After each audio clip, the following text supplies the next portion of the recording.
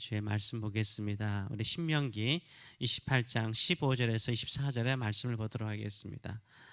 오늘 이 말씀을 가지고 망할 때 아멘 할 수 있는 자에게 부흥이 있다. 망할 때 아멘 할 수 있는 자에게 부흥이 있다라는 제목으로 같이 은혜를 나누기로 원합니다. 앞절에서는 계속 하나님께서 축복의 메시지, 하나님의 말씀대로 살면은 반드시 하나님께서 너희가 상상할 수 없을 정도로 풍성하게 축복하시겠다라고 약속하십니다. 그러나 하나님의 말씀을 떠나서 너희가 딴 길로 가면, 우상을 숭배하는 길로 가게 되면 이렇게 너희에게 저주가 있을 것이다, 반드시 망할 것이다 라고 말하고 있습니다. 망할 때 하나님의 말씀을 따라서 살지 못했기 때문에 망했습니다, 이런 말을 들을 때 아멘하고 화답할 수 있는 사람에게 진정한 부흥이 있고 하나님의 회복이 있는 줄 믿습니다. 망할 때 하나님의 말씀대로 내가 온전하게 살지 못했습니다, 아멘, 감사합니다, 깨닫게 해주셔서 감사합니다, 이제 회개합니다, 하나님의 말씀대로 살겠습니다, 이렇게 결단하면요 성령이 임하세요. 부흥의 역사가 일어납니다. 하나님의 회복의 역사가 일어나는 줄 믿습니다. 그러나 하나님의 말씀을 버리고 망했어요. 기분 나빠요. 그런데다가 하나님의 말씀대로 살지 않았기 때문에 망했습니다, 이러면 기분이 나빠서요 그냥 반항해요. 회개하지 않아요. 그러면 진짜 망하는 거예요. 부흥이 없어요. 한평생 부흥이 없습니다. 오늘 본문은 28장 1절에서 8절에 완전한 대조를 이룹니다. 복이라는 단어를 빼고 저주라는 단어가 들어가 있죠. 저주라는 단어로 바뀌어져 있을 뿐이에요. 복과 저주는 한 끗 차이죠. 딱 한 끗 차이예요. 하나님의 말씀을 떠나서 악을 행하면 저주가 임합니다. 성읍에서도 저주가 임하고, 들에서도 저주가 임하고, 광주리와 떡반죽에도 저주가 임하고, 몸의 소생과 토지와 가축에도 저주가 임하고, 들어가도 나가도 복이 있는 것이 아니라 저주가 임해요. 뭐 하는 일마다 안 되는 거예요. 여기에 더 큰 저주가 또 추가되고 있습니다. 우리 손으로 하는 모든 일에요 저주가 임하고요, 혼란이 임해요. 그리고 책망이 임해요. 결국은 속히 망한다라고 말하고 있어요. 몸에도 연병, 면병, 전염병이 생기고요, 끝내 망하고요, 폐병이나 열병이나 염증이나 학질이나 한재, 무더위를 말하죠. 썩는 재앙, 깜부기병과 같은 병들이 갑자기 생겨서 망한다는 거예요. 하늘이 노시 되어 버린다는니다. 하늘에서 비가 내리지 않는다는 표현을 이렇게 쓰고 있는 것입니다. 땅을 일구어도요 철처럼 단단해서 어떠한 식물, 어떠한 것을 투자해도요 자라지 않는데요, 땅에 비가 내리지 않아서 사막이 되고요, 먼지가 날리는 광야가 될 것이다 라고 말하고 있습니다. 왜 이 정도로 심한 말씀을 하나님께서 하실까요? 왜 축복의 메시지보다는 저주의 메시지가 3배나 4배나 더 길고 더 많을까요? 첫째는요, 우리는 타락할 수 있는 연약함을 가지고 있기 때문인 거예요. 우리는 타락할 수 있는 연약함을 가지고 있어요. 예수님도 제자들을 보내시면서 이런 말씀을 하셨습니다. 마태복음 10장 16절에서 보라, 내가 너희를 보냄이 양을 이리 가운데 보냄과 같도다. 그러므로 너희는 뱀같이 지혜롭고 비둘기같이 순결하라 라고 말씀하셨어요. 우리는 양이에요. 이 세상은 일이에요. 누가 강하죠? 이리가 강하죠. 세상은 우리를 잡아먹어요. 잡아먹힐 수밖에 없는 거예요. 이때일수록 우리가 승리하는 비결은 무엇입니까? 하나님의 말씀대로 사는 것이 지혜요, 하나님의 말씀대로 사는 것이 순결한 거예요. 하나님의 말씀대로 살 때 이리를 이길 수 있는 거예요. 그런데 우리는 양같이 연약함에도 불구하고 이리와 싸우려고 그래요. 결국 잡아먹히는 거죠. 제가 어릴 때 부모님들이 늘 하는 잔소리와 같은 말들이 있었습니다. 좋은 말보다는 항상 조심하라 라는 말을 참 많이 들었던 것 같아요. 물 조심해라, 불 조심해라, 차 조심해라. 그 당시에 시골에 무슨 차가 많습니까? 그런데 한두 대라도 차가 지나가면 그게 너무 신기해서, 먼지 날리는 차가 너무 신기해서 달려가다가 차가 갑자기 멈추면요 꽉 부딪혀요. 제 고향이 바닷가 아닙니까? 매년 사고가 있었어요. 물 조심해라, 물가에 가지 마라, 물가에 가지 말라, 그렇게 말하고 부모님들이 밭에 논에 가시잖아요. 밭에 논에 가면 아이들이 물놀이하는 아이들이 있어요. 멱 감는 아이들이 있어요. 막 더우니까 멱을 감죠. 막 물놀이 하죠. 엄마의 아빠의 경고를 들은 아이들은요 물가에 가지 않아요. 지켜만 봐요. 너무 재밌게 놀잖아요. 어때요? 가요. 그러다 사고 나는 거예요. 너 물가에 가면 우리 이웃에 누가 죽지 않았느냐, 이렇게 계속 경고할까요? 그만큼 위험하기 때문인 거예요. 위험하니까 어때요? 경고하는 거예요. 네가 그 물을 이길 수 없기 때문에 경고하는 거예요. 하나님께서 왜 이렇게 심하게 저주와 같은 저주의 말씀을 하실까요? 조심하라는 거예요. 이길 능력이 내게 없다는 거예요. 그냥 말씀 따라 살라는 거예요. 부모님의 잔소리보다 더 심한 말을 지금 하나님께로부터, 하나님 아버지께로부터 우리가 듣고 있습니다. 왜? 우리가 연약하기 때문인 거예요. 그 연약함을 우리가 스스로 이길 수 없어요.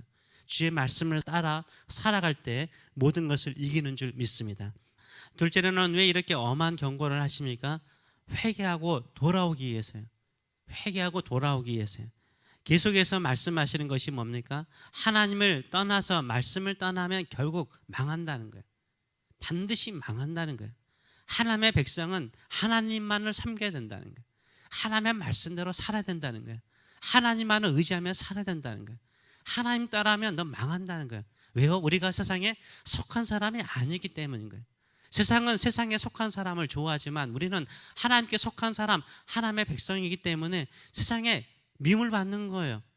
마치 이스라엘 백성들이 애굽 사람들에게 미움을 받듯이, 바로에게 미움을 받듯이 우리는 미움 받는 거예요.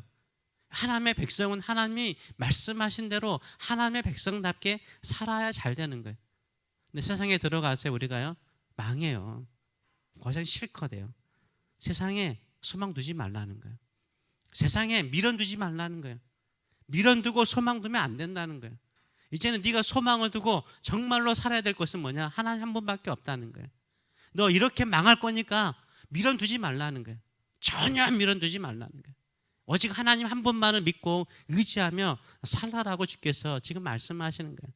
그리고 혹시나 미련 두고 세상 갔다가 거기에 소망이 없는 거 발견했으면 돌아오라는 거예요. 하나님께 돌아오라는 거예요. 망하더라도 돌아오라는 거예요. 너는 하나님께 속한 자요 하나님의 자녀이기 때문에 네가 사는 길은 하나님께로 돌아오는 길이라고 말씀하고 있는 것입니다. 세 번째는 왜 이렇게 엄하고 정말 우리가 듣기 거북스러운 말씀을 하나님께서 하실까요? 기억나게 하기 위한 거예요. 일종의 충격요법이죠. 얼마나 충격스러운 말씀이에요. 하나님을 떠나서, 하나님의 말씀을 떠나서는 이렇게 망하니까 샥을 받잖아요. 우리가 하나님께서 어떻게 이런 말씀을 할 수 있는가, 이런 저주의 경고를 하실 수 있는가. 이 경고를 한번 딱 듣고 나서 기분 나쁠지라도요, 세상에 딱 가서 우리가 힘들잖아요, 어렵잖아요. 기억나죠. 아, 내가 하나님의 말씀을 떠나서 이렇게 힘들고 어려운 인생을 사는구나. 딱 기억나게 하시는 거예요. 항상 하나님의 말씀 붙들고 살아가시는 저와 여러분 되시길 축원합니다. 우리에게는 딱 두 길밖에 없습니다. 한 길의 끝은 생명의 길이요, 복의 길이에요. 한 길은 끝은 죽음이요, 파멸이에요. 어느 길을 선택할 것입니까? 어느 길을 선택할 것입니까? 처음에는 다 같이 출발해요. 다 같이 출발하는데 어느 길을 선택하느냐에 따라서 가면 갈수록 그 길의 끝이 멀어지는 거죠.